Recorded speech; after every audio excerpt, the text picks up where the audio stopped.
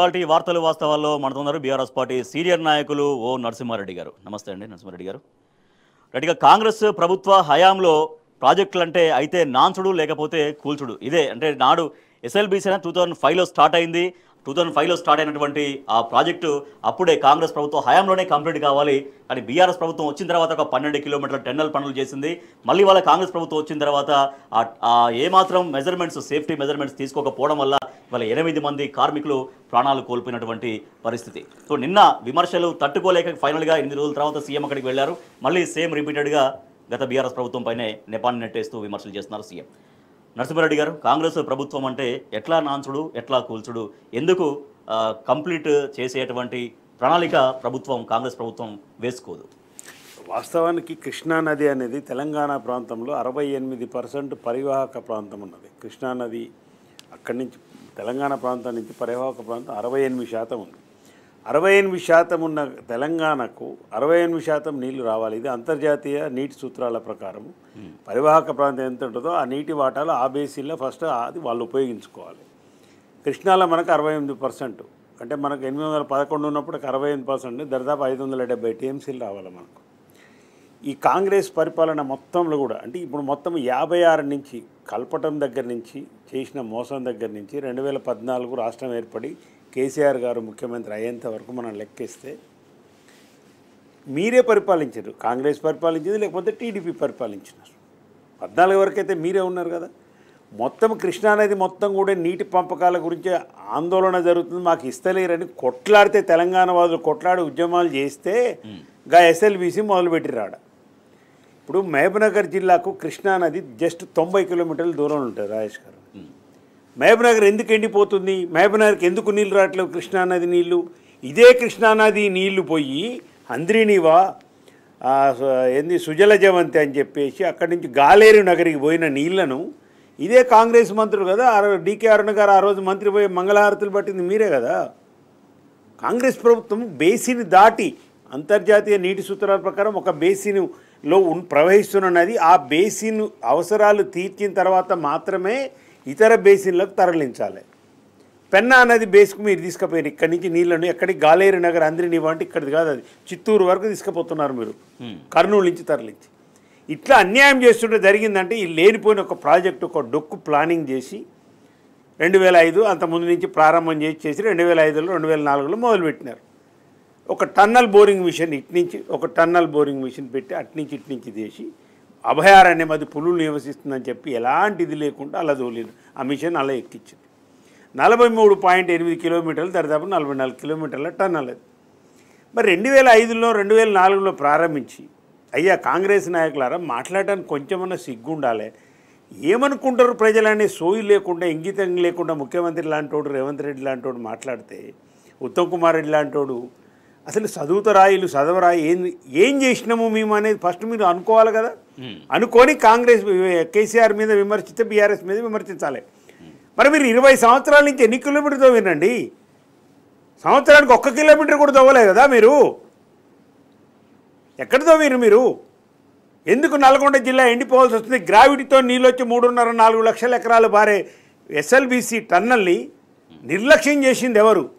Funds ఇవ్వంది ఎవరు? ఒక outdated టెక్నాలజీతో టన్నల్ బోరింగ్ మిషన్ దాంట్లో ప్రవేశపెట్టింది మీరు కాదా? సరే అయిపోయిందని చెప్పి రాష్ట్రం ఏర్పడిన తర్వాత కేసీఆర్ గారికి దాన్ని ఏం చేసేటట్లేదు, వెనక తీసేటట్లేదు, ఇంకో ప్లాన్ వేసేటట్లేదు, సగం దానికి పోయి ఆగింది. కాబట్టి అయినా దానికి ఫండ్స్ ఇచ్చి మీరు నమ్మరు, ఒక్కొక్కసారి 1,20,00,000 1,10,00,000 కరెంటు బిల్లులు మాఫీ చేసి ఆ సంస్థకు లాస్ వస్తుందని చెప్తే మాఫీ చేసి బేరింగులు కొనుక్కొచ్చి అన్నీ చేసి ఎలాంటి ప్రమాదాలు జరగకుండా ఎప్పటికప్పటికి ఎవ్రీ 10 మీటర్స్ 15 మీటర్స్కి ఒకసారి జియాలజికల్ సర్వే వాళ్ళ యొక్క సర్వే తీసుకొని రాబోయే ప్రమాదం ఏముంది, నీళ్లున్నాయా, వాటి నేచర్ ఏంది, లూజు రాయా గట్టి రాయా అని తెలిసి దానికి ఎప్పటికప్పుడు కాంక్రీట్ చేసుకుంటా దరిదాపు 11.58 కిలోమీటర్స్ మా కేసీఆర్ గారి పరిపాలనలో 9.5 సంవత్సరాల్లో మేము చేసాం. అసలే ముట్టుకోలేదు, టోటల్గా పక్కన పెట్టేశారు. అబద్ధాలకు ఇప్పుడు ఎవరైనా బ్రాండ్ అంబాసిడరు మన చిన్న పిల్లలైనా స్కూల్ పిల్లలైనా ఎవరై ఈ రాష్ట్రంలో బాగా అబద్ధాలు ఆడేది, పచ్చి అబద్ధాలు ఆడేది ఎవరు అంటే రేవంత్ రెడ్డి అని చెప్పే స్థితికి వచ్చేసింది. ఆయన మాటలు పట్టుకొని మనం పోయేటట్లేదు. కానీ ప్రజలకు తెలవాలి కాబట్టి చెప్తున్నాం. ఈ అబద్ధాల ప్రచారంలో చేస్తే అట్లా 12 కిలోమీటర్లు దాదాపు 11.58 కిలోమీటర్స్ అని మీరు వచ్చిండ్రు అధికారంలోకి. వచ్చిన తర్వాత ఏమైపోయింది? ఎస్ఎల్బీసీ నిర్లక్ష్యం చేసింది కేసీఆర్ ప్రభుత్వం అని చెప్పి కోమటిరెడ్డి వెంకరెడ్డి గారు, మా జిల్లా మంత్రులు ఉత్తమ్ కుమార్ రెడ్డి గారు ఇద్దరు, ఈయన పగటిపూట దాగుంటాడు, ఆయన రాత్రిపూట ఆయనతోనే ఎవరు మాట్లాడలేరు, పగటిపూట ఈయనతోనే ఎవరు మాట్లాడలేరు. ఇక మొన్న అయితే స్పష్టంగా తెలిసిపోయింది, మైకులు దూరంగా పెట్టే ఏమైనా బ్రీత్ అనలైజర్ పెట్టాలన్న కాడికి వచ్చింది. సోయి లేకుండా ఊగుతుండు మనిషి, కింద పడే స్థితిలో ఉన్నాడు. నీళ్ళు అంటారు, వాటర్ అంటాడు. ఇక మీరు అవన్నీ చూసారు, ప్రజలందరూ సోషల్ మీడియాలో అయిపోయినాయి. గట్లాంటి మీరు ప్రజల గురించి మాకు ప్రజల పట్ల కమిట్మెంట్ ఉందని, తెలంగాణ నీళ్ళ పట్ల మాకు సోయిందని మాట్లాడితే ప్రజలు నవ్వుకుంటున్నారు. వెంకరెడ్డి గారు, ఉత్తమ్ కుమార్ రెడ్డి గారు ఇప్పటికైనా సోయికి రండి. ఇది చేసిన తర్వాత ఏం చేశారు మీరు? మొదలుపెట్టిగా ఏదో బేరింగ్ పోయిందని ఇదే మళ్ళీ ఒక అమెరికా పోయి కోమటిరెడ్డి వెంకరెడ్డిగా అయ్యి వృధా పైసలు చేసి వచ్చిండ్రు. క్లియర్గా 14.3637 కిలోమీటర్ల దగ్గర నుంచి ఒక 100 మీటర్ల వరకు రాక్ సరిగ్గా లేదు, నీళ్ళు వచ్చే ప్రాంతం ఇది, ఊట వచ్చే ప్రాంతం అని చెప్పి క్లియర్గా చెప్పిండ్రు వాళ్ళు. ఈ రిపోర్ట్ ఇప్పుడు బయట పెట్టనండి, వీళ్ళకు దమ్ముంటే నేను చెప్తాను. ఉత్తమ్ కుమార్ రెడ్డి గారు, నీకు కనుక నిజంగా కనుక తెలంగాణ బిడ్డవైతే నువ్వు, నేను ఛాలెంజ్ చేస్తున్నా, సర్వే వాళ్ళు ఇచ్చిన రిపోర్టును ముందలు పెట్టు. ఇగో పెట్టి ఇట్లా అన్నారు వీళ్ళు, అయినా మేము మంచిగానే ఉంటుంది, ఈ నుంచి పోవచ్చని వాళ్ళు అన్నారు కనుక నువ్వు నిరూపిస్తే దేనికైనా సిద్ధం. మేము వాళ్ళు వద్దని చెప్తుంటే కూడా మీరు బలవంతంగా తీసుకుపోయి కేసీఆర్ నిర్లక్ష్యం చేసిందని చెప్పి బలవంతంగా దాంట్లో ఆ మిషన్లు లోపడి పంపిస్తే ఇలా జరిగిన నష్టం, అది ప్రాణ నష్టం. 8 మంది కార్మికులు, ఇంజనీర్ల యొక్క ప్రాణాలు తీసిన దుర్మార్గులు మీరు. మంత్రులుగా కాదు, ఎమ్మెల్యేలు కాదు, అసలు మనుషులే గారు మీరు మా ఉద్దేశంలో. ప్రస్తుతం మనతో జాయిన్ అయ్యారు రాజకీయ విశ్లేషకులు విజయానంద్ గారు లైవ్లో. నమస్తే విజయానంద్ గారు. నమస్తే సార్. నమస్తే. రైట్ విజయానంద్ గారు, దాదాపు సార్ నమస్తే. విష్ చేస్తున్నారు. నమస్తే విజయ్. రైట్, ఓకే విజయానంద్ గారు, దాదాపుగా 8 రోజుల తర్వాత ఇక విమర్శలకు తట్టుకోలేక నిన్నైతే ముఖ్యమంత్రి రేవంత్ రెడ్డి అక్కడికి వెళ్ళడం జరిగింది. బట్ మళ్ళీ రెగ్యులర్గా రాజకీయ విమర్శలు మాత్రమే. గత బీఆర్ఎస్ ప్రభుత్వం టోటల్గా పక్కన పెట్టేసింది, అసలు దాన్ని ఏమాత్రం పట్టించుకోలేదంటూ రెగ్యులర్ విమర్శలు చేయడంతో పాటుగా ఇప్పుడు జరిగిన ప్రమాదాన్ని మాత్రం సర్కారు తప్పిదం కాదు, ఇది అందరి సమస్య అనే విధంగా ఇప్పుడు జరిగిన తప్పిదాన్ని సమర్థించుకోవడం, ఎట్ ద సేమ్ టైం గత బీఆర్ఎస్ ప్రభుత్వాన్ని బదనం చేసే విధంగానే నిన్న ముఖ్యమంత్రి రేవంత్ రెడ్డి చేసినటువంటి వ్యాఖ్యలు. నిన్నటి ముఖ్యమంత్రి గారి ప్రెస్ మీట్ చూసిన తర్వాత ఇక రాజకీయాల్లో తెలంగాణలో చాలా అత్యంత లోయెస్ట్ డేగా మనం చెప్పచ్చు. అంటే మనం తెలుగులో అయితే బాగా దిగజారిపోయినటువంటి రాజకీయాలు మనం ఇప్పుడు ఆల్రెడీ చూస్తున్నాం. ఇక నిన్నటిది చాలా పీక్ స్థాయి, అది భయంకరమైనటువంటి అబద్ధాలు మాట్లాడడానికి వారు ఏమాత్రం వెనకాడకుండా అట్లా మాట్లాడడం అనేది చాలా దారుణము. తర్వాత పక్కన 2 మినిస్టర్స్ ఉన్నారు, వాళ్ళు కూడా మౌనంగా ఉంటున్నారు. అట్లా వాళ్ళకి తెలిసినటువంటి సత్యాలను కూడా చెప్పలేకుండా ఉండేటట్టుగా ముఖ్యమంత్రి గారు తన ప్రసంగాన్ని కొనసాగించడం, జర్నలిస్టులు కూడా ఏమాత్రం దానిలో లేదండి. హరీష్ రావు గారు మొన్న విజిట్కి వస్తే రానివ్వలేదు, ఆపిండ్రు అని ఎవరు కూడా హిట్ ఇవ్వకపోవడం, అడగకపోవడం, ప్రశ్నించకపోవడం లాంటి. ఇంకోటి నిన్న హరీష్ రావు గారిని ఉద్దేశించి ఆయన మాట్లాడడం చాలా హాస్యాస్పదం, విచిత్రం. ప్రభుత్వాన్ని నడిపేది ముఖ్యమంత్రి వాళ్ళు, కానీ హరీష్ రావు లేడీ ఇక్కడ దుబాయ్కి వెళ్ళాడు. నేను అందుకే అన్నా, అంటే నిన్నటిది లాస్ట్ స్టేజ్ గా, అంటే రాజకీయాలంటే ఇంత నీచమైన వ్యవహారం ఉంటుంది అని అప్పటికే సమాజంలో అభిప్రాయం ఉన్నది. ఇక నిన్నటిది ఇక లాస్ట్ గంటకన్నా ఉండదు, దిగజారుడు అనేది ఉండదు. ఆ స్థితిలో నిన్నటి పరిస్థితి కనబడ్డది. ప్రమాదం జరిగి మనుషులు ఇప్పుడు గల్లంతయి 12 రోజులు అవుతుంది. 12 రోజులు అవుతుంటే హరీష్ రావు ఏం చేస్తున్నాడు అంటే, హరీష్ రావు ముఖ్యమంత్రి అన్నట్టుగా ఉన్నది నిన్నటి వ్యవహారం. అవును, హరీష్ రావు ఏం చేసిండు, కేసీఆర్ ఏం చేసిండు అని ప్రశ్నిస్తే ప్రజలు ఏమనుకున్నాడు, ఈ రాజకీయాలను ఎట్లా ఆలోచించుడు, అసలు ఇక మనకు అడ్డుపట్టని పరిస్థితి ఉన్నది. ఇప్పుడు వీటిని ఎట్లా మనం చేయాలి? హరీష్ రావు ఏం చేస్తున్నాడు, కేసీఆర్ ఏం చేస్తున్నాడు, కిషన్ రెడ్డి ఎటువంటి అని ఎదురుదాడి చేస్తే ఏం చెప్తారండి? ఇక దీనికి పాలిటిక్స్ లో ఏం మాట్లాడతారు, ఏం చేస్తారు? ఇది ప్రజలు కూడా ఎట్లా అర్థం చేసుకుంటారు, ఎటుపోతుంది అనేది అసలు అర్థం కాని పరిస్థితి. హరీష్ రావు గారు మొన్న ఇది ప్రజాపాలన కదా, పోదాము మనం పోయి, ఆయన ఒక నీటిపారుదల శాఖ మాజీ మంత్రిగా కొంత అక్కడికి వెళ్ళి నేను మాట్లాడదామని సందర్శిద్దామని వెళ్తే వారిని అనుమతించలేదు. అవును. అదే నెక్స్ట్ డే ఇమీడియట్ గా బీజేపీ వాళ్ళు వెళ్తే వాళ్ళని అనుమతించారు, దగ్గరుండి తీసుకెళ్లి లోపలికి వెళ్ళి చూపించారు. బీజేపీ వాళ్ళు చూసి వాళ్ళు చెప్పినటువంటి పెద్దగా సూచనలు లేకపోతే విమర్శనో లేకపోతే సలహాను ఏది కూడా పెద్దగా కనపడలేదు. సో అంత ఫార్మాలిటీగా వీళ్ళు చూపించారు, వాళ్ళు చూసి వచ్చారు. హరీష్ రావు గారు 14 కిలోమీటర్లు 13 కిలోమీటర్లు టీఆర్ఎస్ హయాంలో ఉందాక మీరే ఇంట్రడక్షన్ లో చెప్పినారు. టనల్ తవ్విన అనుభవం ఉన్నటువంటి ఒక ప్రభుత్వము, అది హరీష్ రావు గారే అప్పుడు నీటిపారుదల శాఖ మంత్రిగా ఉండి వారి ఆధ్వర్యంలో జరిగింది అది. సో అలాంటప్పుడు ఆయన కొంత ఉన్న అనుభవాన్ని వెళ్ళినప్పుడు కలవడానికి, మాట్లాడడానికి, చూడడానికి, పరిశీలించడానికి వెళ్తే వారిని అనుమతించకపోగా ఆ గేట్ దగ్గర అరెస్ట్ చేసి మీకు అనుమతి లేదంటే అట్లీస్ట్ మినిస్టర్ గారిని, కలెక్టర్ గారిని కలుస్తామని రిక్వెస్ట్ చేయడం కూడా జరిగింది. రెడ్డి గారు కూడా ఉన్నారు. అయినప్పటికీ అనుమతించలేదు. అనుమతించకపోగా నేను హరీష్ ను పంపించినా అని నిన్న వ్యాఖ్యానించారు ముఖ్యమంత్రి గారు.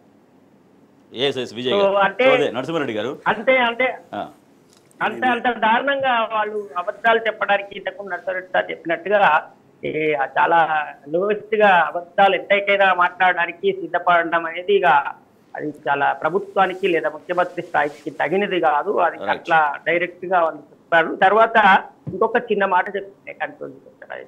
చెప్పండి. ఇంత చేసి ఇప్పుడు ఈ అబద్ధాలని చెప్తుంటే ఉత్తమ్ కుమార్ రెడ్డి గారు కానీ పక్కన ఉన్న మినిస్టర్ కానీ వాళ్ళ గురించి కూడా మాట్లాడుతున్నారు. వాళ్ళ అనుభవజ్ఞులు 12 రోజులుగా ఇక్కడనే ఉండి మానిటరింగ్ చేస్తున్నారు. ఆయన మిలిటరీలో పనిచేస్తున్నాడు. ఇప్పుడు ఆయన గురించి చెప్తున్నాడు. ఇవాళ హరీష్ రావు గారి గురించి, పాత ప్రభుత్వం గురించి అసలు జరిగిన వాస్తవాలు అన్నింటినీ ఎప్పుడైతే అబద్ధాలు ఆడిందో వాళ్ళ అక్కడ కూర్చున్న మంత్రుల గురించి చెప్పేటివి కూడా రేపు అబద్ధాలు అయితేనే విషయాన్ని వాళ్ళు గమనిస్తలేరు. రేపు ఇదే విధానం వాళ్ళ పట్ల కూడా అనుసరించేటువంటి వ్యక్తిత్వం ఉంటది కదా. కాబట్టి ఇట్లాంటి అబద్ధాలను ఎంకరేజ్ చేయడము, తప్పుడు సమాచారాన్ని సమాజానికి ఇవ్వడం అనేది ఏ ప్రభుత్వం ఉన్నా, ఏ రాజకీయ పార్టీ ఉన్నా చాలా ప్రమాదం. అది చేయకూడదు. ఇక్కడ చూడొచ్చు, ఇది కృష్ణా బేసిన్ ప్రాజెక్టులు, అది గోదావరి బేసిన్ ప్రాజెక్టులు మొత్తం కూడా బీఆర్ఎస్ ప్రభుత్వ హయాంలోనే కంప్లీట్ అయిపోయినాయి. సో ఇక్కడ మనం చూస్తున్నాం, ఇది కాళేశ్వరం ప్రాజెక్టులోని ఒక జలాశయం ఎట్లా నీటితో కలకలలాడుతుంది అనేది.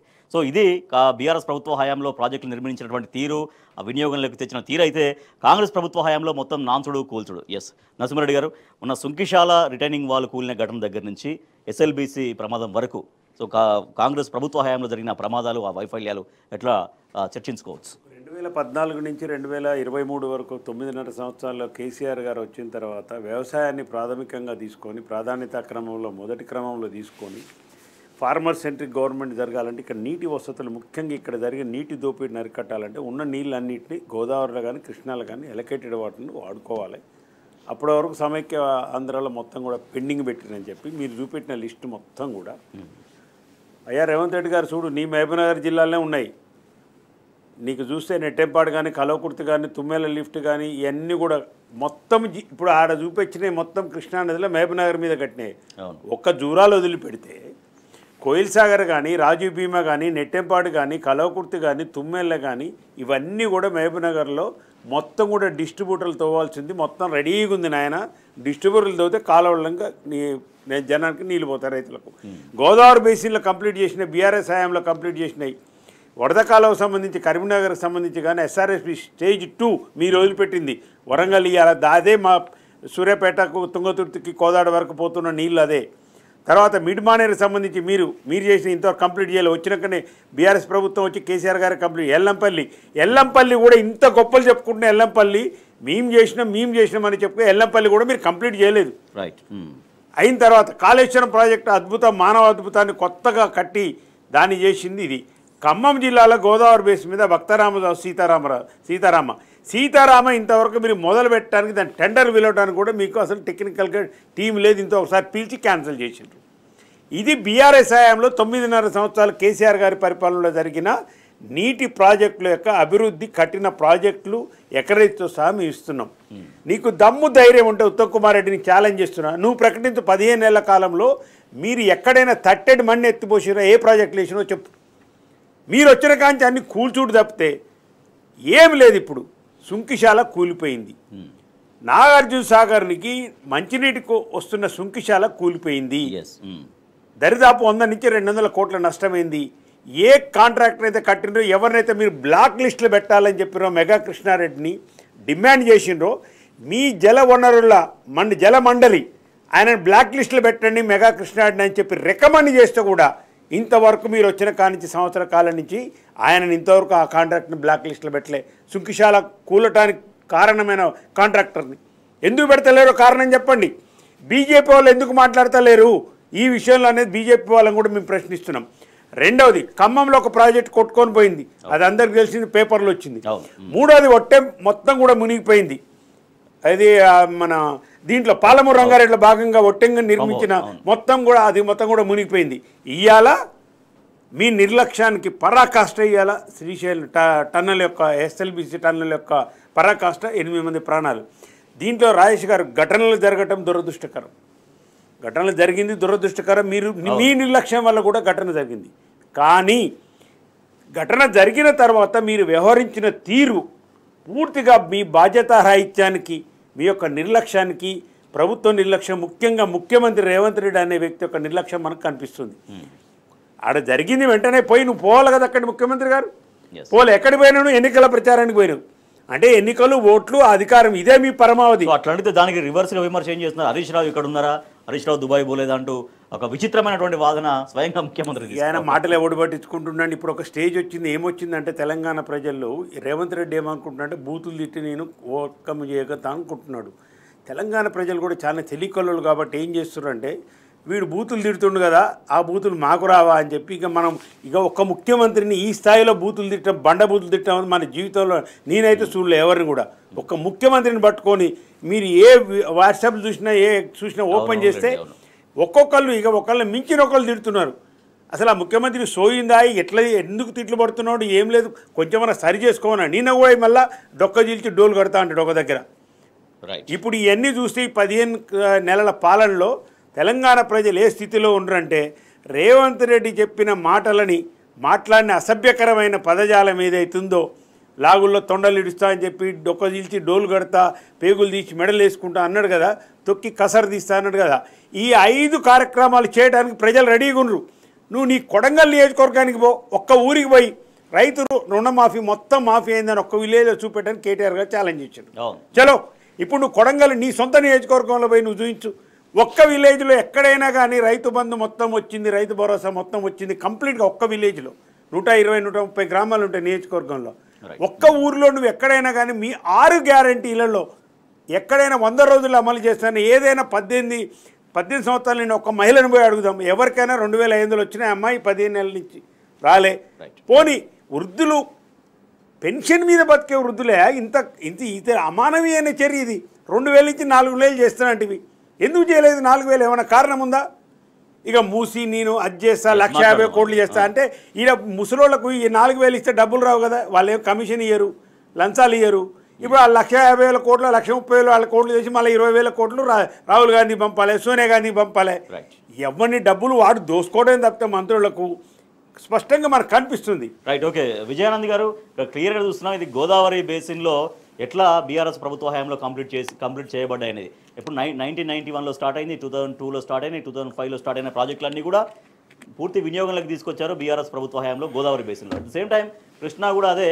అప్పుడు 1982లో 2003లో స్టార్ట్ అయినాయి. అసలు బీఆర్ఎస్ అనేది అప్పుడు అధికారంలో అంటే రాష్ట్రం లేదు కాబట్టి అట్లా, కానీ అధికారంలోకి వచ్చిన తర్వాత కృష్ణా బేసిన్లో ప్రాజెక్ట్ ఎట్లా కంప్లీట్ చేసేది అనేది చాలా లెక్కగా ఇయర్ వైజ్గా కూడా ఎన్ని ఎకరాల్లో ఆయకట్టు స్థిరీకరించాం, ఎన్ని ఎకరాల ఆయకట్టుకు పారించాం అనేది కూడా చాలా క్లియర్గా ఉంది. సో ఇవన్నీ కూడా ప్రజల గమనంలో ఇప్పుడు ఎట్లా ఉన్నాయి. At the same time yes నిజమే, అంటే కాంగ్రెస్ ప్రభుత్వ హయాంలో ఎట్లా ప్రాజెక్టులు మొత్తం నత్తనడకన సాగినాయి, వినియోగంలోకి రాకుండా ఎట్లా ఉన్నాయి, ప్రమాదాలు ఎట్లా జరిగినాయి, ఈ రకంగా ఇవన్నీ కూడా ప్రజలు ఎట్లా గమనిస్తున్నారు, వాస్తవాలని గోదావరి బేసిన్లో ఏం జరిగింది, కృష్ణా బేసిన్లో ఏం జరిగింది, ప్రాజెక్టులు ఎట్లా వినియోగంలోకి వచ్చినాయి అనేది ప్రజలు ఎట్లా గమనిస్తున్నారు. ఇప్పుడు మనం ఇవన్నీ వాస్తవాలను ఎంత మొత్తుకున్నా నిజాలని అవన్నీ చరిత్రలో ఉన్నప్పటికీ అక్కడ డైరెక్ట్గా కూర్చొని మీరు ఎదురు దాడి చేస్తాము, అబద్ధాలు అర్థం అన్నాక ఇంకేముంటుంది సార్? ఇప్పుడు మనము వరుస పెట్టి ఎక్కడెక్కడ ఇప్పుడు నిన్నటి ఒక ఎగ్జాంపుల్ చెప్తే కాళేశ్వరం ప్రాజెక్టుకు జరిగినటువంటి చిన్న ప్రమాదమేమో తాగి బండి నడిపి చెట్టు గుద్దుడని, నిన్న సొంకిశాలలో వాళ్ళు ఇది ప్రమాదకరమైన పరిస్థితి ఉంది, ఇక్కడికి లేబరు పంపద్దని చెప్పంగా వాళ్ళు కూడా మేము పోము మొర్రో నీళ్లు ఇసుక కూలుతున్నది, మట్టి ఊలుతుంది, మేము పోతే ప్రమాదం అవుతుంది అంటే కూడా కొత్త లేబర్ను డైరెక్ట్ గా లోకల్ దాకా పంపించారు బలవంతంగా కాంట్రాక్టర్. అక్కడ ప్రత్యక్షంగా వర్కర్లు చెప్పుకున్నారు. అవును, అది మ్యాన్ మేడ్ మిస్టేక్, క్లియర్ గా మ్యాన్ మేడ్ మిస్టేక్. అది ఎవరు అందులో పనిచేసే లేబర్ అక్కడ ప్రత్యక్షంగా ఉన్నవాళ్ళు, ఆ రాష్ట్రానికి చెందినటువంటి వాళ్ళు అక్కడ చెప్తుంటే అదేమో యాక్సిడెంట్, ఇదేమో అనుకోకుండా పెద్ద మొత్తంలో అసలు ప్రపంచంలో ఎప్పుడు కూడా పడనటువంటి వర్షపాతం పడడం వల్ల వచ్చిన వరద వల్ల కొంత చిన్న ఒక పిల్లర్కు క్రాక్ వస్తేనేమో అది మ్యాన్ మేడ్ మిస్టేక్ అని చెప్పి బహిరంగంగా తను చెప్పదలుచుకున్నాడు. ఇప్పుడు మీరు ఏమన్నా చెప్పురు, ఇప్పుడు నర్సిరెడ్డి సార్ ఇప్పుడు 100 చెప్తున్నారు బీఆర్ఎస్ చేసినటువంటి గొప్పతనాలు, ఇవాళ గవర్నమెంట్ చేసినట్టు ఫెయిల్యూర్. ఆ ఫెయిల్యూర్ను కూడా మేమే రైతు మీరే తప్పని అన్నాక దానికి ఏముంటుంది సార్ చెప్పడానికి?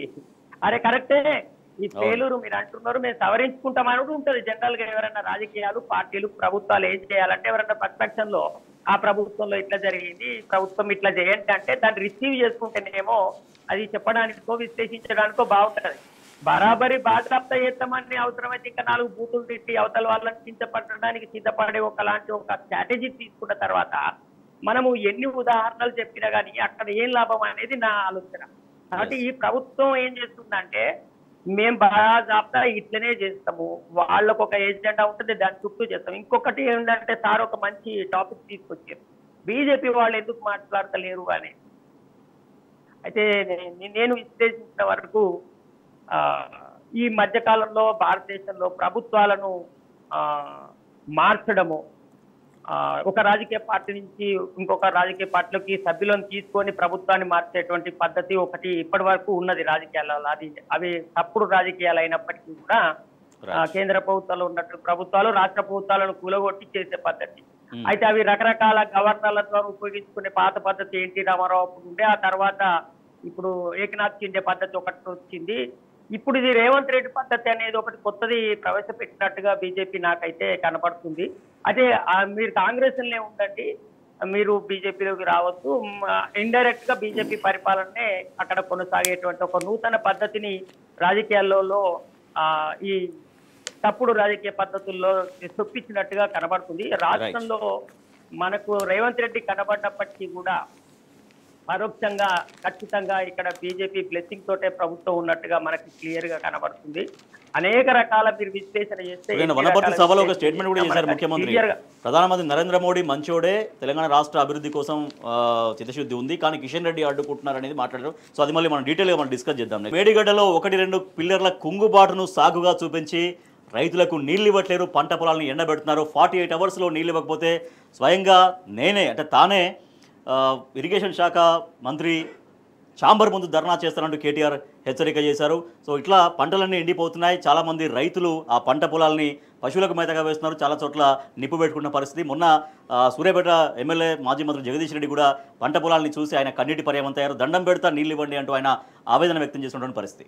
నరసింహారెడ్డి గారు, సో రైతులు ఇట్లా ఇబ్బందులు పడుతుంటే కేవలం కొన్ని సాకుగా చూపించి ఉన్న నీళ్లను కూడా ప్రణాళికాబద్ధంగా రిలీజ్ చేయనటువంటి పరిస్థితిలో ప్రభుత్వం ఎందుకుంది, ఎందుకు ఆ వైఫల్యం కనిపిస్తోంది? ఇప్పుడు కేటీఆర్ గారు నిన్న రాజన్న సిరిసిల్ల జిల్లాలో చేసిన పర్యటన, అక్కడ ఎండిన పొలాలను చూస్తూ అక్కడ పశువులను మేపుకున్న పరిస్థితి చూసిన తర్వాత వారు అక్కడ మాట్లాడినారు. 2 డేస్ క్రితము జగదీశ్వర్ రెడ్డి గారు మా సొంత మండలం పెన్పాడు మండలంలో చిన్నగారకుంట తండా ప్లస్ గాదల మల్కాపురంలో పొట్టకొచ్చినాయి పొలాలన్నీ, ఒక్క తడి ఇడిస్తే బయటపడతామని వాళ్ళు ఆవేదన చెందుతుంటే ఆయన భావోద్వేగానికి గురైనారు. ఆ రైతుల బాధ చూసి వాళ్ళ ఏడుస్తున్న స్థితి చూసి ఈ స్థితి రావడానికి గల కారణం ఏందని ఆలోచించాలి. నిజంగా నీళ్లు లేవా, లేకుంటే వదిలేద్దాం. లేదు మీకు చెప్పకుండా వాళ్ళు పంటలు వేసినరా, ఇంతకుముందు ఈ కాలువలో ఎస్ఆర్ఎస్పి కాలువలో ఈ నీళ్ళు రాలేదా? ఇప్పుడు నిన్న కేటీఆర్ గారు చెప్పినట్టు ఏదైతే చెప్పినారో మల్క్పేట రిజర్వాయరు, ఈ మల్క్పేట రిజర్వాయర్కి ఇంతకుముందు రంగనాయక సాగర్ నుంచి నీళ్ళు రాలేదా? రంగనాయక సాగర్ నుంచి కాళేశ్వరం నీళ్ళు రాలేదా? ఇప్పుడు రంగనాయక సాగర్లో నీళ్లు లేవా? 16 టీఎంసీల నీళ్లు రంగనాయక సాగర్లో ఉన్నాయి. రేవంత్ రెడ్డి అసలు ఉత్తమ్ కుమార్ రెడ్డి అనే వ్యక్తి ఎట్ట మంత్రి ఏంటో నాకు అర్థం కాదు. అసలు అయ్యా నువ్వు ఈ టీవీ చూడకుండా కానీ చూడు, ఒకసారి తెప్పించుకొని వీడియోలు చూడు, మేము మాట్లాడే చూడు. 16 టీఎంసీలు ఇవ్వాలా రంగనాయక సాగర్లో నీళ్ళు ఉన్నాయి. ఒక్క టీఎంసీ ఇస్తే పంటలన్నీ బయటపడతాయి. ఒక్కటే టీఎంసీ ఇవ్వమంటున్నారు. ఒక్క టీఎంసీ కనుక నువ్వు వదిలేస్తే ఆ రిజర్వాయర్ మల్కపేట రిజర్వాయర్ నింపితే అక్కడున్న పొలాలన్నీ కూడా పొట్టకొచ్చిన పొలాలు బయటపడిపోతాయి ఒక్క తడితోని. ఒకటే తడి వదిలిపెట్టరు. ఇక్కడ జరిగింది, మా దగ్గర జరిగింది కూడా, పెనపాట్లో జరిగింది కూడా అంతే. ఇప్పుడు ఏమనంటే మేడిగడ్డ ఒక పిల్లర్ కుంగిపోయింది. అరే కన్నెపల్లి నుంచి నువ్వు ఇలా స్టార్ట్ చేయొచ్చా? ఉత్తమ్ కుమార్ రెడ్డి మోటార్లు స్టార్ట్ చేయి. అక్కడి నుంచి మోటార్ మిడ్ మానేర్ నుంచి నీళ్ళు వదలంటే వదులుతలేరు. మిడ్ మానేర్ అది మేడిగడ్డకి ఏం సంబంధం నీకు? మిడ్ మానేర్ నీళ్ళే వయ్యాలా? అరే రిజర్వాయర్లో ఎన్ని ఉన్నాయి నీళ్లు, ఎన్ని టీఎంసీలు ఉన్నాయి? రైతులకు ఏసంగి పంట ఇవ్వాలంటే ఎన్ని వదలాలి? ఏమన్నా కేసీఆర్ గారు ఉన్నప్పుడు రాజేష్ గారు మీరు నమ్మరు, ఎవ్రీ డే ఆయన టేబుల్ మీద ఇట్లా మార్నింగ్ 7 గంటలకే కరెంట్ ఉత్పత్తి ఎంత జరుగుతుంది, ఏ స్టేషన్లో ఎంత ఉంది, రిక్వైర్మెంట్ ఏంది, డిమాండ్ ఎంత ఉంది, ఎంత కావాలి రైతులకు. ఇవాళ 15,000 పోయింది, మెగావాట్లకు పోయింది, రేపు ఇంకొక 100 మెగావాట్లు వస్తుంది, సమ్మర్ ఎండాకాలం వస్తుంది, ఏసంగి పంటలు అంటే మార్కెట్లు ఎక్కడున్నది, ఎంత కాస్ట్ అయినా కానీ కొని ఒక్క ఎకరం కూడా ఎండవద్దు ఇక్కడ తెలంగాణలో చెప్పి ఏసంగికి అట్లా సప్లై చేసిన కరెంట్. వాటర్ విషయం నీళ్లు కూడా పొద్దున 7 గంటలకు అందరు ఈఎన్సీలు మొత్తం నీళ్లు ఏ దాంట్లో ఎంతో ఆయన నోటి మీద చెప్పేటోడు కేసీఆర్ గారు. నోటి మీద చెప్పేటోడు సాగర్లో ఇన్ని ఉన్నాయి, ఇక్కడ ఇన్ని ఉన్నాయి, ఇక్కడ ఇన్ని ఉన్నాయి, మల్లన్న సాగర్లు ఉన్నాయి. రోజు వారీగా ఆయన కుండబట్టికి ఆయన అట్లా మానిటర్ చేసిండు. ఈ తిక్కలోళ్ళకి అసలు ఏమి తెలియదు. అసలు ఎన్నడన్నా చూసినా ఉత్తమ్ కుమార్ రెడ్డి ఇలా రంగనాయక సాగర్లో 16 టీఎంసీలు ఉన్నాయన్న విషయం అసలు ఉత్తమ్ కుమార్ రెడ్డి తెలుసా? కన్నెపల్లి మోటార్లు స్టార్ట్ చేయొచ్చా నువ్వు ఇక్కడ పెన్పాడు మండలానికి తుంగతుర్తి సూర్యాపేట కోదాడికి నీళ్ళు అని జగదీష్ రెడ్డి గారు చెప్తుండ్రు. ఇడుస్తుర్రా ఇడవరు మొత్తం పొలాలని ఎండబెట్టి. ఇక ఈయన ఒక రైతు కమిషన్ అని వేసారు కోదండ రెడ్డి అని చెప్పి. ఆయన అసలు ఏసంగి వరి పంట వేయొద్దు అసలు అంటే మీరు వ్యవసాయమే చేయొద్దు అని చెప్తుండ్రు ఇండైరెక్ట్గా. 9.5 సంవత్సరాల్లో కేసీఆర్ గారు కష్టపడి ఫార్మర్ సెంటర్ గవర్నమెంట్గా రైతు కేంద్రంగా చేసి ఒక 40-50 లక్షలున్న వరి ధాన్యాన్ని 40 లక్షల టన్నులున్న వరి ధాన్యాన్ని 3 కోట్ల టన్నుల వరి ధాన్యానికి ఎట్లా చేర్చగలిగిండండి? ఇట్లనే చేస్తే అయిద్దా? కొత్తగా ఏర్పడ్డ రాష్ట్రాన్ని ఎంత స్థితి తీసుకొని 24 గంటలు కష్టపడి చిత్తశుద్ధితోని తెలంగాణ రైతు నెంబర్ 1గా ఉండాలని చెప్పి ఆయన సాగునీటి శాఖ మంత్రిగా స్వతహాగా ఒక విజన్ ఉండాలా. ఏ విజన్? ఉత్తమ్ కుమార్ రెడ్డికి బొంద, ఆయనకి అసలు ఏం విజన్ లేదు. అసలు ఇక్కడ అసలు ఏ మంత్రికి విజన్ లేదు, ముఖ్యమంత్రికి ఏం లేదు. ఏదో గాలి కొట్టుకొచ్చింది, ఏదో గాలివాటం దెబ్బన్నాళ్ళు వచ్చేసారు. ఇప్పుడు ఈయన నెలకు 300 కోట్లు 400 కోట్లు అక్కడికి పంపాలి అధిష్టానానికి. ఆయన పని మీద, ఆయన వసూళ్ళ మీద ఆయన తమ్ముళ్ళు వాళ్ళ ఫ్యామిలీ మొత్తం వాళ్ళు చూస్తుర్రు. రెవెన్యూ ఒకడు, అదొకటి ఇదొకడు. పొంగులేటి శ్రీనివాసరెడ్డి ఆయన బాధ ఆయన. ఈయనను ఎప్పుడు దింపుదామా, ఎప్పుడు కావాలా, మళ్ళీ నాకో 1000 కోట్లు కావాలని ఆయన రెడీ చేసుకుంటుడు. ఉత్తమ్ కుమార్ రెడ్డికి వచ్చిందే బాదుకుందాం, మళ్ళీ అవకాశం వస్తో రాదో అని ఆయన బాధుడు. బట్ విక్రమార్ గారు ఇక డైరెక్ట్గా అందరికి తెలిసిన విషయమే. వారి సతీమణి గారు 15% 20% తీసుకొని బిల్లులు చేస్తున్నాడు. పొన్నం ప్రభాకర్ ఆయన చదువుకుంటుండు. ప్రజల సొమ్ము దోసుకుందాము, ప్రభుత్వంలో ఉన్న మనం ప్రజలకు సేవ చేయాలని లేదు. ఎట్లా బొక్కలు నింపుకుందాము, ఎట్లా తమ ఆస్తులు పెంచుకుందాము, ఇసుక దోపిడీ ఎట్లా చేద్దాము, ఖనిజాలు ఎట్లా దోపుకపోదాము, రైతులు ఎడిపోయినా. అరే 450 మంది రైతులు చనిపోయారు రాజేష్ గారు. అసలు ఒక్క మంత్రి ప్రెస్ మీట్ పెట్టాడు ఏందండి? ఇప్పుడు మేము ఇప్పుడు మా నమస్తే తెలంగాణలో వచ్చింది కేటీఆర్ గారు స్పష్టంగా ప్రకటించారు. ఇప్పటి వరకు 456 మంది చనిపోతే ఒక్క రైతు దగ్గర కానీ ఏ జిల్లాని ఏ మంత్రి అయినా పోయి అడిగినరా? చలో ఈ డిబేట్కు నువ్వు రా, 450 మంది చనిపోయినరా లేదా, నువ్వు పో. ఒక మంత్రి ఉత్తమ్ కుమార్ రెడ్డిగా నా జిల్లా మంత్రి మా నల్గొండ వెంకటరెడ్డి గారు మా జిల్లా మంత్రులు, అయ్యా మీరు పోండి మాట్లాడవా, ఎక్కడ పోతే చిన్న చావలేదా, మాట్లాడు వాళ్ళతో పోయి మాట్లాడండి. రైతు బీమా ఇవ్వండి, కేసీఆర్ గారు పెట్టింది 5 లక్షలు, అది ఇవ్వరు. ఎంతమందికి రైతు బీమా ఇచ్చారు? 456 మందిలో ఎవరు పోరు. ఆటో కార్మికులు 90 మంది దానికి చనిపోయినారు, వాళ్లకు దిక్కు లేదు. అరే తిండి పెట్టలేక విద్యార్థులు చనిపోతున్న ఫుడ్ పాయిజన్ 56 మంది చనిపోయారు, మీకు సోయలేదు.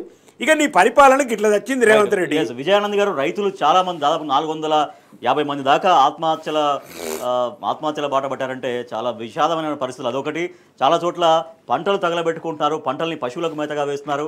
సో ఇవన్నీ ఉంటే 48 అవర్స్ టైం ఇచ్చారు కేటీఆర్ గారు, 48 అవర్స్లో ఖచ్చితంగా వాటర్ రిలీజ్ చేయాలని. సో నిజంగా నీళ్లు లేనే లేవంటే అది వేరే విషయం. నీళ్లు ఉండి కూడా ఇక్కడ ఏంటంటే ప్రణాళిక లేకపోవడం. సో ప్రణాళిక లేని ఎందుకు కనపడుతుంది ప్రభుత్వంలో? చిత్తశుద్ధి లేదు సార్. చిత్తశుద్ధి లేనిప్పుడు ప్రణాళిక చేయలేరు, వాళ్ళకి ఆరాటం అది క్లియర్గా కనబడుతుంది. దురదృష్టం సార్, తెలంగాణ ఒక వ్యవసాయ రంగం చాలా పటిష్టంగా ఒక పద్ధతిగా అభివృద్ధి చెందుతున్నటువంటి క్రమంలో ఇట్లాంటి సిచ్యువేషన్స్ ఇక్కడ రావడం అనేది నిజంగా తెలంగాణను చాలా మళ్ళీ ఒక 10-15 సంవత్సరాలు కొంత వెనుకకు తీసుకుపోయేటువంటి పరిస్థితి ఏర్పడుతుంది. రైతులు భారతదేశంలోనే అత్యంత తక్కువగా ఆత్మహత్యలు చేసుకునే వాళ్ళుగా ఈ గత 10 ఏళ్ళుగా ఈ తెలంగాణలో లాస్ట్ గవర్నమెంట్ చేసుకొస్తే ఇప్పుడు మళ్ళా బాగా అత్యంత ఆత్మహత్యలు చేసుకునే రాష్ట్రంగా మళ్ళా అటువైపు అడుగులేసే పరిస్థితి రావడం అనేది చాలా దురదృష్టకరం. వాళ్ళు మేనేజ్మెంట్ చేయరు. దానికి కారణం ఏంటంటే వాళ్ళకి రైతుల పట్ల ముఖ్యంగా వ్యవసాయ రంగం పట్ల చాలా నిర్లక్ష్య వైఖరి మొదటి నుంచి ఆ పార్టీకి ఉంటది. తర్వాత రాజకీయాలు తప్ప అభివృద్ధి పరమైనటువంటి విషయాల మీద ఎక్కడ కూడా సీరియస్ గా ఉన్నట్టుగా మనకి ఇప్పటి వరకు ఎక్కడ కూడా కనబడదు. నిన్నటి సంఘటనలో కూడా చూస్తే వాస్తవంగా వాళ్ళు ఇప్పటి వరకు 100 మీటర్లు కూడా తగ్గింది లేదు. 10 మంది చనిపోయినరు. పోతే 10 మంది చనిపోతే 10 రోజుల నుంచి మొత్తం 3 మంత్రులు అక్కడనే ఉంటున్నారని చెప్పినటువంటి ముఖ్యమంత్రి గారు ఏం చేసిండ్రో చెప్పలే. 10 రోజుల నుంచి ఏం చేసిండ్రు, అక్కడ ఏం డెవలప్మెంట్ జరిగినాయి, కనీసం వాళ్ళని ఐడెంటిఫై చేసిండ్రా పలానా దగ్గర ఉన్నదని. ఏం జరిగింది అంటే ఇప్పుడు నిన్న పోయిన తర్వాత బెల్ట్ ఎట్లా మంచిగా చేయాలనేది కనిపెట్టిందట.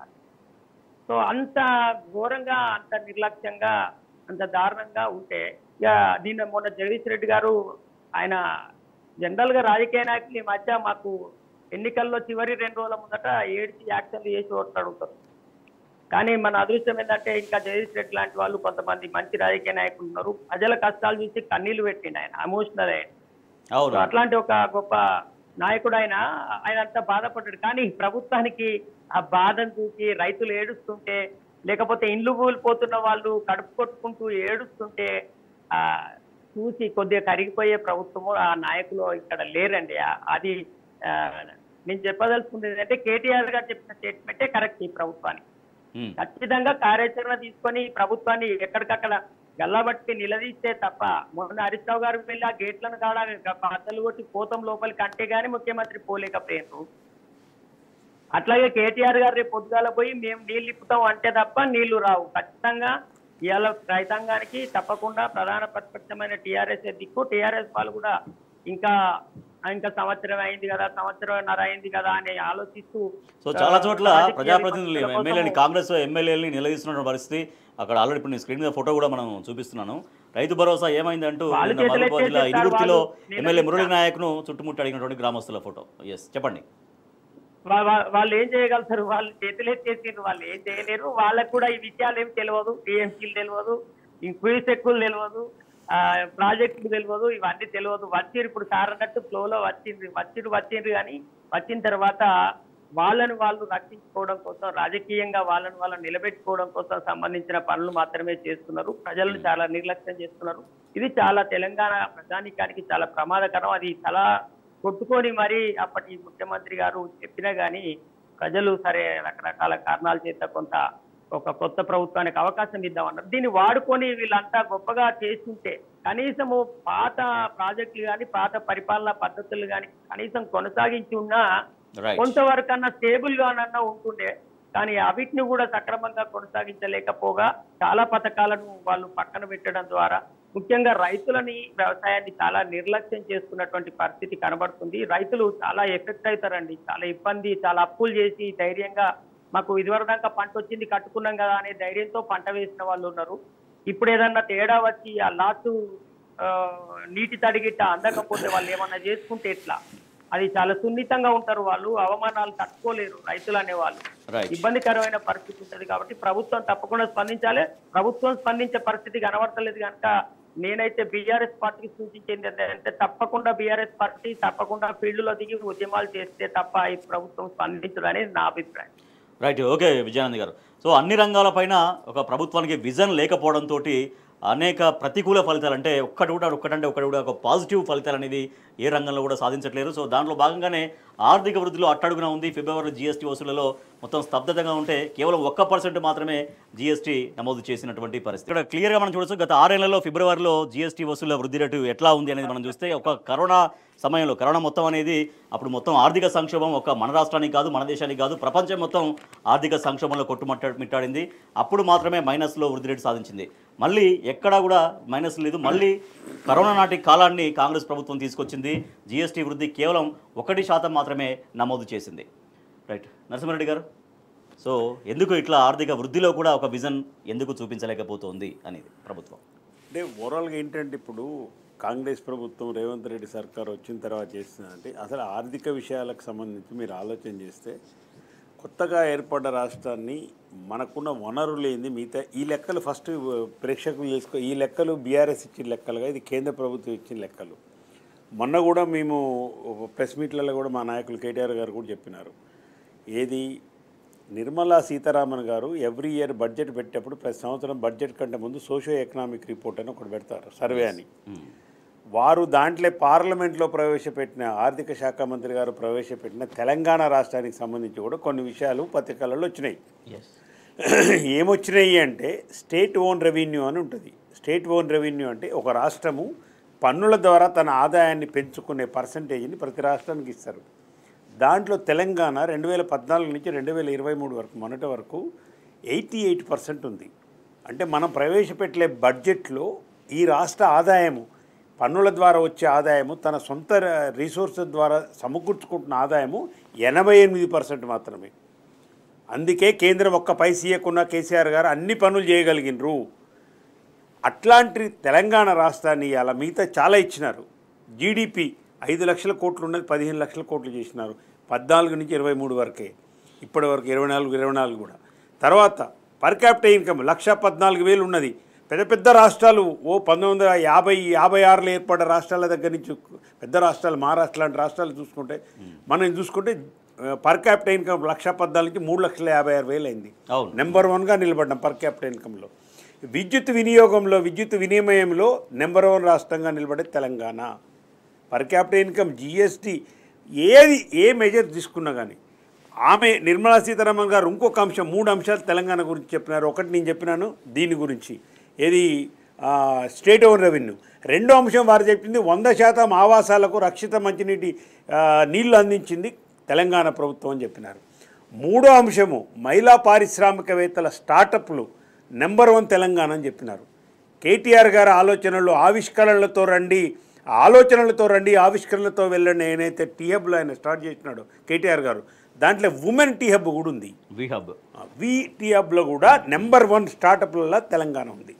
ఇది ఎకనామిక్ సర్వే చేసింది కేసీఆర్ గారి పరిపాలనకు నిర్మలా సీతారామన్ గారు చెప్పిన రిపోర్టు.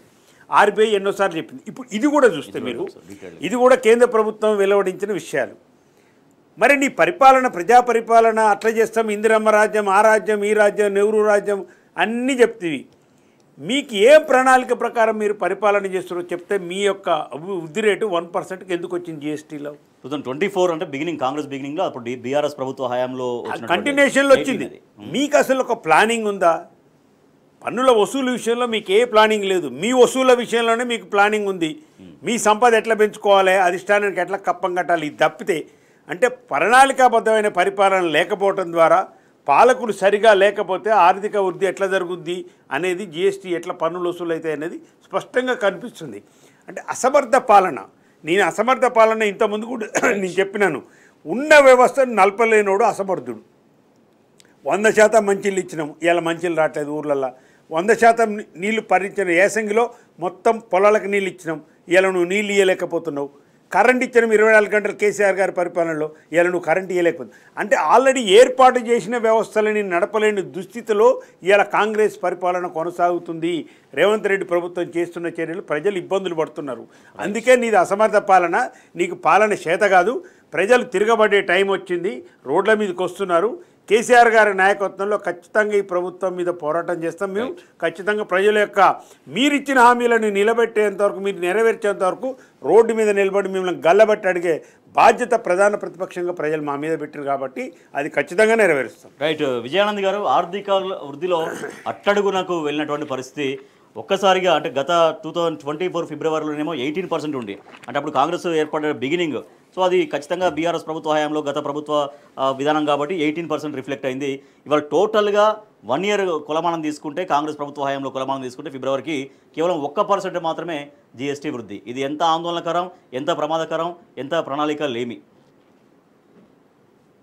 ఇప్పుడు అధికార పార్టీని మనం అడిగినాం అనుకోండి రాజేష్ గారు, మీరు జర్నలిస్ట్ గా అడిగింది అనుకోండి, అక్కడి నుంచి ఏం సమాధానం వస్తుందంటే, ఇక చూసి రానా ఇవాళ ఈ 1% రావడానికి కారణం కేసీఆర్ అని చెప్పింది అనుకోండి. ఏం చెప్తుంది? సో అంత ఘోరమైన పరిస్థితి ఉంది.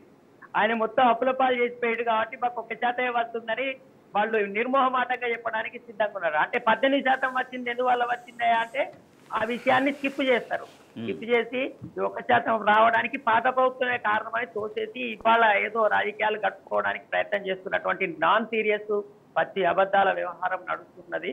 ఇవాళ ఎల్ఆర్ఎస్ గత ప్రభుత్వం పెట్టినప్పుడు ఇదే ముఖ్యమంత్రి గారు, ఇదే పార్టీలో చాలా మంది నాయకులు, తర్వాత కొంతమంది సామాజికవేత్తలు, మేధావులు, సోకాల్డ్ జర్నలిస్టులు ఇట్లాంటి అనేక మంది విపరీతమైన విమర్శలు చేసి కట్టాల్సి అసలే ఎల్ఆర్ఎస్ ఈ రిజిస్ట్రేషన్ ఎట్లా కాదో చూద్దామని చెప్పి అన్నారు. సో ఇప్పుడు ప్రభుత్వం ఎల్ఆర్ఎస్ పెడితే టీఆర్ఎస్ పార్టీ ఇంకా ఏం అంటలేదు. కానీ అనేక రకాల పన్నులను బాధించడం ద్వారా, అనేక రకాల కొత్త కొత్త వసూళ్ల కార్యక్రమాలు ఏర్పాటు చేయడం ద్వారా ప్రజల దగ్గర నుంచి లాగుదామని చూసినప్పటికీ అక్కడ వాస్తవంగా వ్యాపార వాణిజ్య కార్యకలాపాలు రాష్ట్రంలో నిరంతరాయంగా జరిగితే ప్రధానంగా గ్రామీణంలో 60% ఆధారపడి ఉన్నటువంటి వ్యవసాయ ఆధారిత రంగాల మీద ప్రజలకు తలసరాదాయం నిరంతరం పెరిగితే మాత్రమే మనకి టాక్సేషన్ అనేది బాగా వస్తుంది. అది పడిపోయిన విషయం వాస్తవం. ఇప్పుడు గత సంవత్సరంన్నర నుంచి అన్ని రకాల ఇండస్ట్రియల్ యాక్టివిటీస్ కానీ, బిజినెస్ యాక్టివిటీస్ కానీ తెలంగాణలో పడిపోయింది. నిన్ననే మన పక్క రాష్ట్రానికి చెందిన ఒక ఆంధ్రప్రదేశ్ ఎంపీ చెప్తున్నాడు, తెలంగాణలో ఎందుకు పడిపోయింది, అప్పుడు అంతకుముందు ఎందుకు బాగుంది, ఇప్పుడు ఎందుకు పడిపోయింది అని చెప్పి ఆయన డైరెక్ట్ గా నేను ఒక మీడియాకి ఇంటర్వ్యూ ఇస్తూ చెప్పినటువంటి విషయాన్ని చూసినాం. ఇట్లా చాలా దారుణంగా పడిపోయింది. ఇప్పుడు రేపు ఈ పంటలు ఎండిపోయి ఈ పరిస్థితి ఇట్లా వస్తే గిట్ట ఎండాకాలంలో పవర్ సప్లై ఉండదండి. ఇంకా రాను చాలా దారుణమైన పరిస్థితులు ఏర్పడతాయి. అలాంటప్పుడు ఇండస్ట్రీస్ కూడా మళ్ళా హాలిడేస్ ఇచ్చుకోవడము, మళ్ళా సగం పూట నడవడము, ఇట్లాంటివి అనేటివి కూడా చాలా జరుగుతూ ఉంటాయి. సో ఈ పరిస్థితులలో ఇండస్ట్రీ మీద ఆధారపడినటువంటి రంగాలకు కూడా ఇబ్బంది అవుతుంది. రియల్ ఎస్టేట్ అయితే పూర్తిగా దారుణం అయిపోయింది. హైదరాబాద్ ప్రాంతంలో లక్షలాది మందికి ఉపాధిని ఇచ్చేటువంటిది. సో ఇట్లా ఒకటొక్కటిగా ఈ ప్రభుత్వం చేస్తున్నటువంటి ఒక అసమర్థమైనటువంటి, ఒక అనార్గనైజ్డ్ గా, ఒక ప్రణాళికాబద్ధం లేనటువంటి, తర్వాత వాళ్ళకి అనుభవం లేదు. రెండోది ప్రధానంగా వాళ్ళు వ్యక్తిగతంగా సంపాదించుకోవాలి. రైట్ విజయానికి ఒక మాట సమయం కూడా తక్కువగా ఉంది. ఇది రియాక్ట్ అయిన తర్వాత ఇది నరసింహారెడ్డి గారు మాట్లాడతారు ఫైనల్గా. సో నిన్న వనపర్తి సభలో మోడీ మంచోడే అంటూ మోడీకి తెలంగాణ అభివృద్ధి పట్ల ఆయనకు నిధులు ఇవ్వాలని, లేకపోతే తెలంగాణ అభివృద్ధి చేయాలనే కమిట్మెంట్ ఉంది, చిత్తశుద్ధి అనేది మాట్లాడడం, అంటే మోడీని ఎందుకు పోగొడతల్లో ముంచేసినట్టు అనేది ఒక ప్రశ్న. ఇప్పుడు సార్ నేను ఇందాకే చెప్పినాను, ఇక్కడ ఏకనాథ్ షిండే కాదు రేవంత్ రెడ్డి ఉన్నాడు, ఇక్కడ బీజేపీ పరిపాలన జరుగుతుందని నేను డైరెక్ట్ గానే చెప్పినాను. చిన్న రాజకీయ విశ్లేషణ కావచ్చు, కానీ ఖచ్చితంగా ఇది మీరు ఏ రకంగా పరిశీలించినా కానీ ఇక్కడ పేరుకు కాంగ్రెస్ ఉంది, పరిపాలన బీజేపీది ఉంది, అది మనం గమనించాలి. రైట్, ఓకే, రైట్ విజయానంద్ గారు. చివరిగా నరసింహారెడ్డి గారు, సో మోడీని పొగడ్తలు ముంచారు, తెలంగాణ పట్ల ఆయన కమిట్మెంట్ ఉందంట, తెలంగాణ విషయంలో సానుభూతిగా ఉన్నారంట. ఏంటి ఇప్పుడు ఈ రేవంత్ రెడ్డి అనే వ్యక్తి అన్నట్టు తెలంగాణ ఉద్యమంలో పాల్గొన్నాడు కాదు, తెలంగాణ వ్యతిరేక ఆయన చంద్రబాబు నాయుడుతో తుపాకులు పట్టుకొని తిరిగిన వ్యక్తి కాబట్టి అసలు తెలంగాణ సోయి లేదు, తెలంగాణ ఆత్మ లేదు, తెలంగాణ ఉద్యమం పట్ల గౌరవం లేదు, ఎన్నడూ తెలంగాణ ఉద్యమంలో పాల్గొనలే, వ్యతిరేక శక్తులలో ఉన్నాడు. అందుకే మోడీ మాట్లాడిన మాటలు ఎందుకు మంచిగా అంటుండు అంటే, తల్లిని చంపి బిడ్డను బయటికి తీసిరని మోడీ అన్నాడు. అది ఆయనకు నచ్చుతుంది. ఈయన పయనమంతా ఏంటంటే మళ్ళీ తెలంగాణ రాష్ట్రం అనేది అది అలా అనవసరం రాష్ట్రం అన్న కాడికి ఇంతకుముందు కూడా చాలాసార్లు మాట్లాడాడు. Plus Amit Shah 370 article bill pass అవుతున్నప్పుడు పార్లమెంట్లో మేము తెలంగాణ బిల్లు తలుపులు ముచ్చేసినట్టు 370 చేయమని ఆయన అన్నాడు. ఇట్లా తెలంగాణ రాష్ట్ర పుట్టుకనే అవమానపరుస్తున్న అమిత్ షా కానీ మోడీ విషయంలో నువ్వు మోడీ మంచోడు, అమిత్ షా మంచోడు అని మాట్లాడుతున్నావు అంటే దాని అర్థం ఏంది అంటే నీకేందంటే ఇప్పుడు ఆయన రాహుల్ గాంధీ చెప్తే విన్నాడు, ఎవరు రేవంత్ రెడ్డి, అదాని పెట్టుబడులు పెట్టద్దా వాడు ఫ్రాడ్ కంపెనీ అంటే విన్నాడు. మోడీ వీళ్ళు చెవులు చెప్పగానే లేదు రేవంత్ నువ్వు పెట్టేసి అక్కడ ఒక 20,000 కోట్లు ఇవ్వాలను అని ఇచ్చేస్తాడు. అంటే ఇది టైంపాస్ వ్యవహారం ఏంటంటే మోడీ మంచోడే కానీ కిషన్ రెడ్డి మంచోడు కాదు. అసలు మొత్తం బీజేపీ తెలంగాణ వ్యతిరేక పార్టీ. అది ఇప్పుడు తెలంగాణ వచ్చిన తర్వాత అత్యంత మోసం చేసిన పార్టీ బీజేపీ పార్టీ. విభజన హామీలలో మోడీ నిజంగానే ఉంటే నువ్వు పక్కన పెట్టి నువ్వు మొన్న అయిన సీఎం 2014 నుంచి 18, 23 వరకు జరిగిన పరిపాలనలో కేసీఆర్ గారు ఎన్నిసార్లు పోయిన మోడీ దగ్గరికి, ఎన్ని విజ్ఞాపన పత్రాలు ఇచ్చారు? ఒక్క విభజన హామీ ఇచ్చినారా? దేశంలో 30 కాలేజీలు ఇస్తే ఒక్క మెడికల్ కాలేజ్ ఏరైతుంది, ఒక్క నర్సింగ్ కాలేజీలు ఎవరైతుంది, ఒక నవోదయ పాఠశాల ఏరైతుంది. బయ్యారం ఉక్కు ఫ్యాక్టరీలో ఏదో ఖనిజం బాగలేదని చెప్తే పక్కనున్న బయలాడీలా 160 కిలోమీటర్ల నుంచి ఆదానికి 2000 కిలోమీటర్లు ఉన్న ఆదానికి ఏమో ఖనిజం పోతుంది, పక్కనున్న 160 కిలోమీటర్ల బయలాడీని తీసుకొచ్చేయడానికి లేదు. చిత్తశుద్ధి లేని పార్టీ బీజేపీలో ఆయన మంచోడు ఈయన చెడ్డోడు అంటే బీజేపీ ఇన్ఫ్లుయెన్స్లో ఇక్కడ ఈ రాష్ట్రంలో బీఆర్ఎస్ పార్టీని ఒక బలమైన ప్రాంతీయ పార్టీని ఖతం చేయాలనే ఉద్దేశంలో వీళ్ళిద్దరూ ఆడుతున్న నాటకము. రేవంత్ యొక్క డైవర్షన్ పాలిటిక్స్కి బీజేపీ కూడా ఉపయోగపడుతుంది, ఒత్తాసు పలుకుతుంది అనేది స్పష్టమైన అవగాహన. రైట్. ఇక తెలంగాణ రాష్ట్రం ఏర్పడిన దగ్గర నుంచి బీజేపీ కేంద్రంలోని బీజేపీ రాష్ట్రానికి ఇచ్చింది ఏమీ లేదు. కానీ ఎక్కడ సానుకూలంగా కనిపించారు, ఎక్కడ సానుభూతిగా కనిపించారు ప్రధానమంత్రి నరేంద్ర మోడీ? ఒక్కదానికి సానుకూలంగా ఉంది, ఎందుకంటే ఈయన ఓటుకు నోటు కేసు ఉంది కదా. ఇప్పుడు రోజు పోయి ఆయన దండం పెట్టి వస్తాడు. ఆ సీక్రెట్గా పోయి చేసేది ఏంటంటే పోయినప్పుడల్లా ఇప్పుడు 37 సార్లు పోతే 10 సార్లు పోయి కాళ్ళ మీద పడి రావటమే. ఇదే ఆయన సీక్రెట్. రేపు మోడీ మంచి అవడానికి అదే కారణం. Right. Thank you so much Vijayanand garu. Thank you so much Narasimha Reddy garu. ఇది ఇవాల్టి వార్తలు వాస్తవాలు. చూస్తూనే ఉండండి టీ న్యూస్.